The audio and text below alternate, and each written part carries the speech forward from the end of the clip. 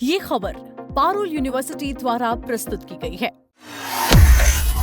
श्री अमरनाथ यात्रा के दौरान श्रद्धालुओं की सुविधा और सुरक्षा को लेकर जम्मू कश्मीर प्रशासन ने सख्त रुख अपनाया है।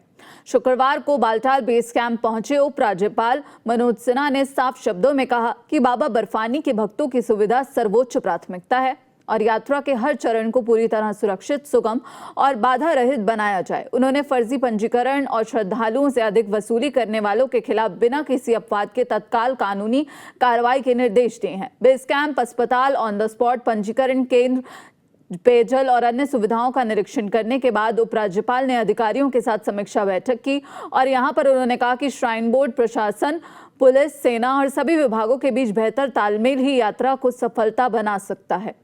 उपराज्यपाल ने कहा कि पंजीकरण से लेकर आवास, यात्रा मार्ग, स्वास्थ्य सेवाएं और बाबा बर्फानी के दर्शन तक हर व्यवस्था ऐसी हो कि किसी श्रद्धालु को किसी तरह की परेशानी का सामना न करना पड़े। उन्होंने कहा कि सभी विभाग मिलकर यात्रा को सुरक्षित और यादगार बनाने में जुटे हैं।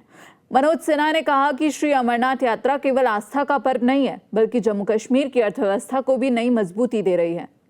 बढ़ती यात्री संख्या से स्थानीय व्यापारियों, होटल संचालकों और पालकी सेवा प्रदाताओं और अन्य छोटे कारोबारियों की आय में वृद्धि हुई है। उन्होंने सफाई कर्मचारियों, चिकित्सकों, लंगर सेवा में जुटे जो स्वयंसेवक हैं और अन्य सेवा प्रदाताओं के समर्पण की सराहना करते हुए कहा कि इन्हीं लोगों की निस्वार्थ सेवा यात्रा की असली ताकत है।